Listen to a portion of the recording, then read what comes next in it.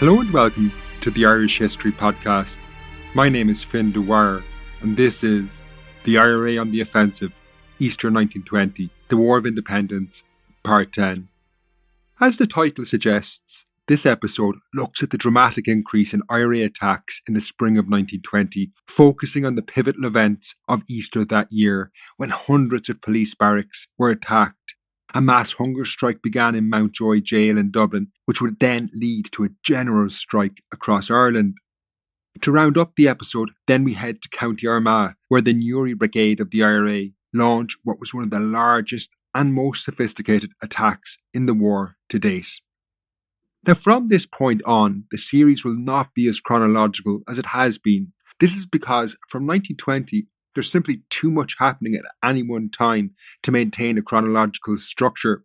So this episode doesn't cover any of the pivotal events happening in Belfast, Derry or Cork during the first half of 1920. The coming shows will tackle this. So part 11 looks at the North and the war in Belfast and Derry in particular. Then episode 12 focuses on Cork. Finally, don't forget to check out the shop. This week, we've added dozens of new products, including a range of books chosen to complement not only this series, but past series in the podcast as well. You can find all that at irishhistorypodcast.ie/shop. As always, additional research was by the archivist and historian Sam McGrath. Sound was by Jason Looney. Additional narrations are by Aidan, Crowe and Therese, and the artwork for the series is by Keith Hynes.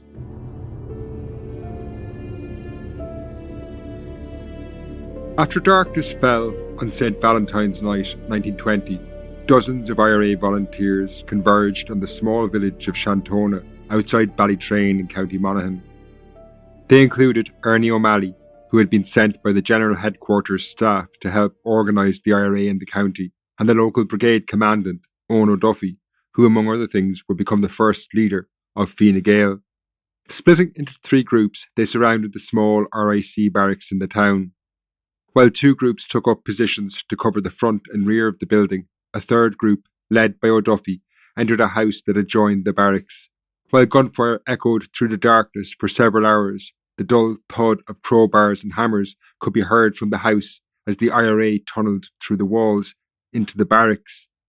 Eventually, the IRA stopped firing, and Eoin O'Duffy, using a loudhailer, informed the constables explosives had been placed in a breach they had made in the wall.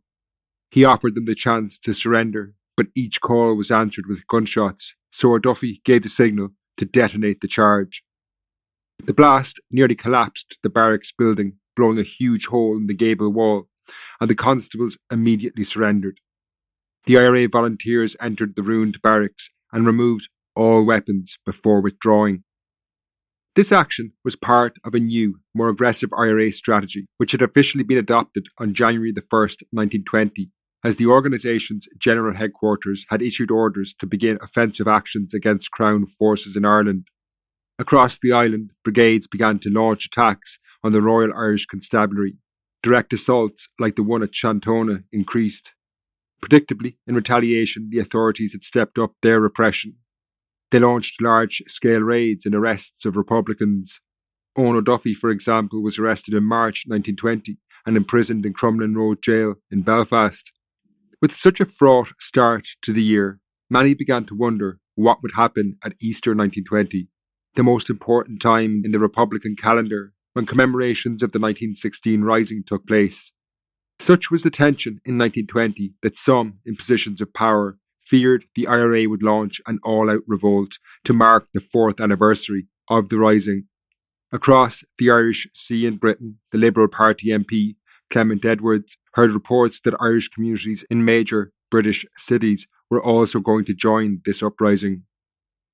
So concerned was Edwards that he asked the Prime Minister, Lloyd George, in the House of Commons, "I ask whether information has come to the government that a rising has been planned for Ireland on the 5th of April. Whether information has come to the government that local risings have been planned for the same date in Liverpool, Manchester and Glasgow. Whether any seizure of arms or ammunition from Germany has been made by His Majesty's Navy. And whether the government have any reason to suppose that the German Secret Service is behind the planned rising." This was all fanciful. If anything, it displayed a limited understanding of the 1916 Rising, the Republican movement, and the nature of the war in Ireland. The IRA had no intention of organising a rebellion along the lines of the 1916 Rising. In 1920, they had nothing to gain from it. If anything, it would have been counterproductive. The strength of the IRA campaign to date had been the fact that it was waging a guerrilla war which played to its strengths. They had said as much in Untitled, the organisation's newspaper, in January 1920. It is an axiom of warfare that one must reserve one's strength in order to strike when and where one is able to do so most effectively. A force greatly inferior to the enemy can ultimately render his position in the country untenable by the adoption of guerrilla tactics. Nevertheless, the IRA had planned a major operation for Easter weekend that would have a huge psychological impact on the British Army, the authorities, and the Royal Irish Constabulary across Ireland. While Ian Macpherson, the Chief Secretary for Ireland, had informed the House of Commons that there had been 25 attacks on police barracks up to St. Patrick's Day in 1920, this would prove to be the calm before the Easter storm. Over Easter weekend in 1920, which fell on the 3rd and 4th of April, under orders from General Headquarters, IRA brigades burned out over 200 Royal Irish Constabulary stations across the island. Alongside the onslaught against these barracks, over 100 tax offices were attacked and the files burned, while telegraph wires across the country were also cut. The IRA were clearly undermining the very basics of how the British government functioned in Ireland. In England, the Illustrated Police News, a sensationalist publication littered with crime-related stories, captured the scale of these events. Eastertide has witnessed scenes of disorder in Ireland on a scale unprecedented since the Easter Revolt of 1916. The rising, prophesied in some quarters, has not taken place, but reports from all the country show that the guerrilla warfare advocated by Sinn Féin is becoming more widespread and more intense. The government themselves were clearly rattled. There were calls for more widespread use of the army in day-to-day policing. Always reticent to acknowledge Ireland was in a state of war, the Attorney-General for Ireland, Denis Henry, had little option but to admit the reality of the situation when he addressed Parliament on the matter. One might almost call it war. In one night, 250 empty constabulary barracks were destroyed, in most instances by explosives. I do not think I am exaggerating when I say that those outrages could not have been carried out by fewer than 100 men, in respect of each barrack. And that would represent a total of 25,000 men practically under arms in that one night. While his estimate of 25,000 volunteers might be an exaggeration, there was no doubt the action had involved thousands of people. That said, while there was no question it had been an impressive operation, much of the sensational coverage overplayed the strength of the IRA. The reality was that most of the RIC barracks had been evacuated late in 1919, when the authorities had consolidated their position into larger barracks and stations. Nevertheless, it was important for several reasons. Firstly, by destroying the buildings, it made any reoccupation more difficult in future. Secondly, it allowed brigades to get volunteers involved in activity that was ultimately low risk, given there was no one defending the buildings. Finally, the impact this had on the wider population must have been considerable. The fact that police barracks had been burned out in towns and villages across Ireland symbolised how power was passing from the British authorities to the Republican movement. While this was a huge psychological blow to the authorities, in the days following the Easter onslaught, events in Mountjoy Jail in Dublin plunged the entire administration in Ireland deeper into crisis. As we heard earlier, an increase in IRA attacks in early 1920 had led to large-scale arrests across Ireland of known and suspected IRA activists. Jails across the island began to fill up while leading figures were shipped to prisons in England. However, the authorities had very little, if any, evidence against many of these people who were essentially being held without trial. Among those arrested was Padder Clancy, the Vice-Commandant of the Dublin Brigade of the IRA, who we met in passing in episode 8. William O'Brien, the Secretary of the Irish Trade Union Congress, was also arrested in early March and shipped to Wormwood Scrubs in England. However, on March the 18th, he started a hunger strike against his incarceration, and the authorities released him 8 days later. Protests and tensions were also rising in Mountjoy Jail in Dublin. On Good Friday, April the 2nd, the Republican prisoners there smashed up the furniture in their cells and then proceeded to break down the dividing walls between individual cells in protest against the conditions under which they were being held. They demanded that they should be recognised as prisoners of war and afforded better rights and conditions. When this was refused, they upped the ante and started a hunger strike. This began on Easter Sunday when over 30 prisoners refused food in the jail. The following day, another 30 joined, and in a matter of days, 90 Republicans in Mountjoy prison were on hunger strike. This strategy was extremely risky, to say the least. It's almost impossible to predict exactly how long a prisoner on hunger strike will survive after they start to refuse food. While healthy adults can last more than 10 weeks before death, a prisoner with an underlying condition can begin to decline in a matter of days. Now, intervention by the authorities through force feeding was not only dangerous but very controversial in Ireland in the early 20th century. The Republican hunger striker Thomas Ashe had been killed by prison doctors in Mountjoy when they botched an attempt to force feed him in 1917. This is covered in part 3 of the series. In Mountjoy, given the scale of the hunger strike with over 90 prisoners refusing food, it was little surprise that some were already severely weakened within a week of the protest starting. The House of Commons was told by the Attorney General for Ireland, Denis Henry, "The prison boards report that the condition of all of the prisoners on hunger strike in Mountjoy prison this morning was weak, and some were nearing the danger zone." Within days, the crisis created by the hunger strikes was seeping beyond the prison walls as well. Highly charged, emotive demonstrations led by large numbers of relatives and friends of the hunger strikers took place outside the jail. On April the 12th, an estimated 10,000 people had gathered in front of Mountjoy, which was surrounded by a military cordon. Even more significantly, on that same day, April the 12th, the Resident Committee of the Irish Trade Union Congress had met in Dublin to discuss the matter. Their intervention transformed the issue into a national crisis when they issued a call to their 500,000 members to come out on general strike in support of the hunger striking prisoners. "You are called upon to act swiftly and suddenly to save 100 dauntless men. At this hour their lives are hanging by a thread in a Bastille.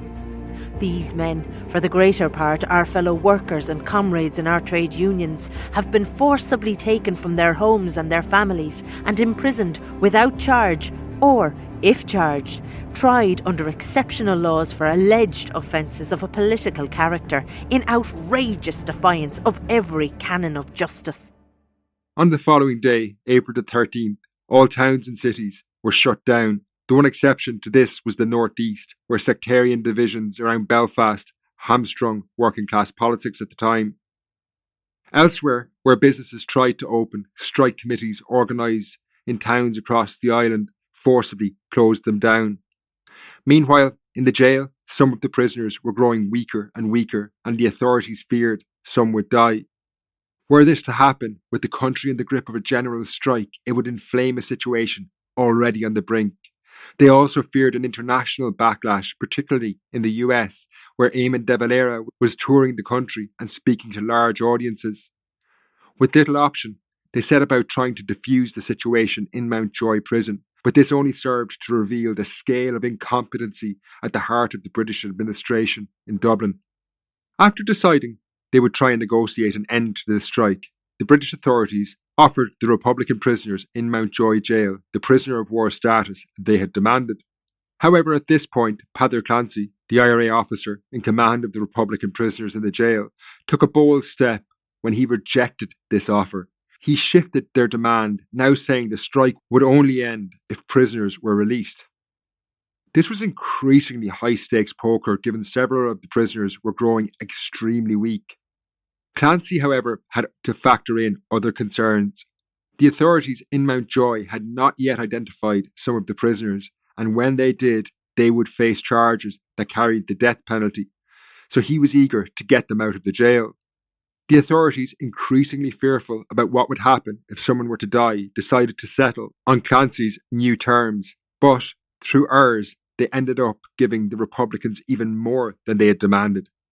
Clancy's demand had been to release all prisoners who were interned without trial. Even he didn't think it was possible to get those already convicted in courts released. However, due to an error, the authorities would end up releasing 30 prisoners who had convictions.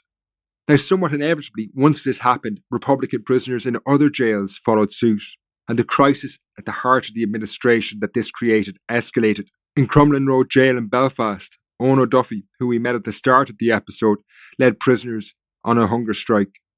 The results were similar, with dozens of Republicans being released, including O'Duffy himself. In Wormwood Scrubs outside London, no less than 200 Irish Republicans secured their release through a hunger strike. In the aftermath of these mass releases, the British administration in Dublin reached rock bottom in many ways.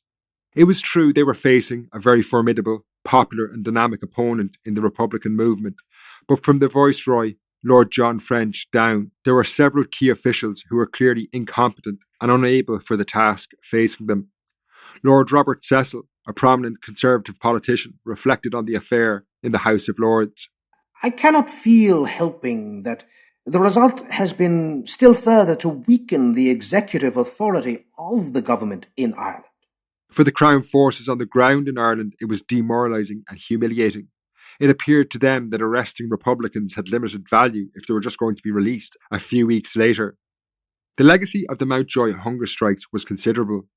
While leading Republicans like Owen O'Duffy and Peadar Clancy were released to return to their Republican activism, this situation would not last into the future. It led the British government to adopt a hardline position with hunger strikers in later 1920. This framed one of the most famous chapters in the war when they faced an equally determined Republican in the form of Terence MacSweeney, the Lord Mayor of Cork, who led 10 other Republicans on hunger strike in Cork prison later that year. This will be covered in episode 13.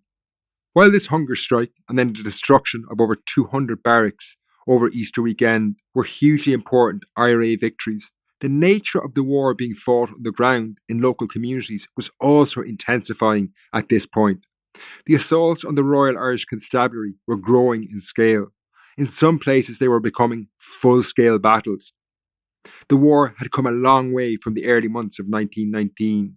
While this series could not hope to detail every ambush, we'll now take a look at one of these bigger raids to get a sense of what was happening by the middle of 1920. This was a full-scale assault on the RAC barracks at Newtownhamiliton by the Newry Brigade of the IRA. It's also a chance to introduce a new figure into our story, a man who would shape Irish politics into the mid-20th century and play a leading role in the war, Frank Aiken.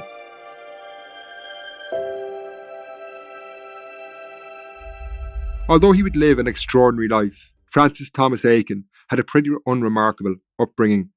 He was born the youngest of 6 children outside Camlock, County Armagh in 1898. His father, who was nearly 30 years older than his mother, died while Frank was still only an infant, and he was raised by his mother, Mary. His education was patchy at best. He was known in school as Curlaw, meaning odd day in Irish, a reference to his erratic attendance. It was during his teenage years, however, that a remarkable talent for organising began to emerge. Although he did not participate in the Easter Rising, he was heavily involved in reorganising the Republican movement in its aftermath. A branch of Sinn Féin was established in Camlock in 1917, and Aiken, still only a teenager at this point, was appointed branch treasurer. That summer he also met many veterans of the Easter Rising following their release from prison camps in Britain when he travelled to Clare to work on Eamon de Valera's election campaign. Then, in March 1918, he himself was arrested for drilling volunteers and served a month in Belfast jail. By 1919 in particular, Frank Aiken had emerged as a senior figure in the IRA in Armagh. Serving as the Camlock Battalion Commandant, he was quickly promoted to Vice Commandant of the Newry Brigade. One of the better organised brigades, by early 1920 they set their sight on a somewhat controversial target, the Royal Irish Constabulary Barracks in the town of Newtownhamiliton, County Armagh. The barracks in the town was modest in size, with a garrison of no more than 5 or 6 people, but it was a very difficult target. The population of the hinterland of Newtownhamiliton was broadly speaking unionist, and it was possible that they could rally to the defence of the police. With this in mind, the IRA initially attempted to capture the barracks by subterfuge that would draw little attention to the action. In mid-February 1920, after cutting telegraph wires around the town, a small number of IRA volunteers, led by Frank Aiken dressed in a stolen military uniform, marched straight up to the door of the barracks at around 9 p.m. when they knew some of the constables were out on patrol. Patrick Casey, who was with Aiken, remembered, Aiken went to the barrack door and knocked loudly. The door opened a little, but on a chain. The constable said, "Who goes there?" Aiken said, "Lieutenant Brown from Dundalk Barracks." The constable then said, "Give the password." At this we knew the game was up. A couple of rounds were fired through the door and we departed. Such a simple approach was always unlikely to work, given the heightened fear the constables were living under at the time. After this, the IRA resolved to carry out a large-scale attack on the barracks. This time, the plan was nothing short of a military assault. This took place on the 8th of May, 1920. While a few dozen volunteers would be sufficient to attack the barracks itself, around 200 individuals in total were mobilised, given the complexities facing Aiken and his men. While the next episode will take a much deeper look at the political and sectarian divides that shaped the war in Ulster, as I mentioned earlier, the IRA considered Newtownhamiliton hostile territory. Given the majority of the population were Unionists and bitterly opposed to Irish independence, this created numerous problems, even in terms of carrying out surveillance in advance of the operation. They feared that even the presence of outsiders in Newtownhamiliton would arouse suspicion. They also had to factor in that dozens of men in the town were members of the Ulster Volunteers, and it was possible that they might be mobilised to defend the Royal Irish Constabulary if they came under attack. If this happened, these Ulster Volunteers would prove a formidable force. The adjutant of the Newry Brigade, John McCoy, remembered the fears they had over this force. It was estimated that in early 1920 there were at least 75 Ulster Volunteers in Newtownhamiliton and the immediate neighbourhood, armed with these rifles and each with sufficient ammunition to last out a small engagement.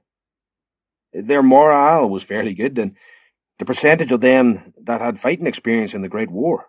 On the night of May 8, 1920, the IRA effectively sealed off Newtownhamiliton from the wider region. About a mile outside the town, trees were cut down, blocking all main roads into the town. They were then used as barricades as volunteers took up positions to resist any attempt by military or police reinforcements to enter the town while the attack was underway. Inside Newtownhamiliton itself, a reserve group of volunteers assigned to fight back the Ulster Volunteers if they were mobilised also took up positions as well. Then a third group, those who would launch the attack on the barracks, moved into position at around 11 p.m. as darkness fell. John McCoy, the brigade adjutant, led a group of volunteers and occupied a series of ruined buildings across the street from the barracks. Meanwhile, Frank Aiken led another unit who entered the pub adjacent to the barracks. They seized the publican and tied him up, while John McCoy's company opened fire from across the street. As the police barracks scrambled to return this fire, Aiken and his unit began to tunnel through the wall of the barracks. Once they had burrowed through the wall, they planned to put explosives into the breach and blow a major hole in the gable of the barracks. However, once they broke through the wall, the police immediately opened fire from within the building. The IRA volunteers then moved upstairs and began drilling a second opening in the wall. It was well into the early hours of the following morning before this was complete, as the second hole alone took around an hour to break through. While this dragged on, it became more and more likely that the Ulster Volunteers in the region would be mobilised. Once they had broken through the second wall, however, Aiken called on the police to surrender, stating that if they didn't, he would detonate the charge, destroying the building with them in it. The response was in the negative. The constables said that they would fight on. The breach in the wall was then packed with explosives, a charge was lit, and an explosion shook the building. The impact, however, was not what was expected, and the volunteers set about enlarging the hole as a firefight with the police on the far side of the wall continued. Frank Aiken eventually managed to crawl through into the barracks, but finding himself completely in the dark and fearful if he opened fire, the flash of the muzzle on his gun would identify his position, he retreated. The IRA then settled on a different strategy. They called on the constables to surrender for a final time, but this was, unsurprisingly, rejected. They then filled bottles with paraffin oil and threw them through the breach, and the room was set alight. Indeed, the entire barracks was soon ablaze. The front of the building had been doused with paraffin oil using potato sprayers, so the building was an inferno within seconds. As the fire spread, the police retreated back into a yard at the rear of the building. John McCoy, who was occupying the ruined buildings across the street from the barracks, remembered this sight in front of him. The noise at this stage was terrific. The roof was falling in portions and the slates were cracking with intense heat. The hand grenades, which the police had left behind them when evacuating their post, were exploding. And the police were maintaining a sustained fire from their rifles through the gateway of the yard. While they had been forced from the building, the constables were in a well-defended position in the yard of the barracks. Time was now against the IRA, as it being early May, the sun was due to rise at 5:30 a.m. Confident the barracks was damaged beyond repair, the IRA unit now decided to withdraw, and after another short skirmish outside the barracks, they left Newtownhamiliton. The scale of this attack illustrated the changing nature of the war. The IRA had come a long way from a handful of men hiding behind a ditch at Salahead Beg. The fact that on that night, another major operation, although not quite on the same scale, had been launched by the Cork No. 1 Brigade when they attacked Cloyne RIC barracks underscores this point. The escalating war was also reflected in the death toll. A recent publication, The Dead of the Irish Revolution, an expansive list of those killed during the conflict, lists 30 fatalities in the last 6 months of 1919. In the first 6 months of 1920, this had risen to 140. Within these numbers were very concerning statistics for the authorities. Through the entirety of 1919, 14 members of the Royal Irish Constabulary and Dublin Metropolitan Police had been killed by the IRA. This figure rose to 44 in the first 6 months of 1920. However, while they were down, the British government were not out. There was no question the opening months of 1920 had been shambolic, and they had been completely outmanoeuvred by the Republican movement, both in the way that the Royal Irish Constabulary had been rendered an increasingly ineffective force, and then more specifically over Easter 1920. Even so, the British government were by no means in the mood for negotiating an end to the war. A series of changes had been underway during these months, and these laid the basis for a new administration in Ireland. Warren Fisher, the head of the civil service in Britain, had come to Dublin in March 1920 to conduct an investigation into the British administration on the island. His report was damning, and more able officials were sent in from Britain. Further to this, as we saw in the last episode, the Black and Tans were being recruited to boost the dwindling numbers in the Royal Irish Constabulary. Of these new appointments, the most significant was that of Neville Mccready, who was appointed as the new Chief of Staff of the British Army in Ireland in March 1920. The reason for choosing Mccready lay in the fact that he was considered to be the most politically savvy British Army general. Not only was he experienced in matters of war, but he had a background in policing, having served as Chief of the Metropolitan Police in London, and before World War I had served as Directorate of Personal Services, the division of the British Army that dealt with civil unrest. He also had experience of Irish politics, having served briefly in Ireland before the First World War. Indeed, when civil war threatened during the Home Rule crisis, he had been selected as the man who would have become military governor of Belfast in such a situation, arguably the most difficult and challenging of all positions, an indication of the high esteem in which he was held. That Mccready was an out-and-out racist appears to have had little impact on the British cabinet when they agreed to his appointment. He had revealed his opinions about Ireland in a letter to Ian Macpherson, the Chief Secretary. I loathe the country and its people with a depth deeper than the sea, and more violent than that which I feel against the Boche. The term Boche refers to Germans.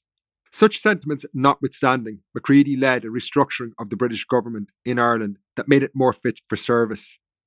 While it had been Lord French, the Viceroy, who had convinced Mccready to take up the position, it was somewhat inevitable that he was sidelined, particularly after the hunger strike fiasco.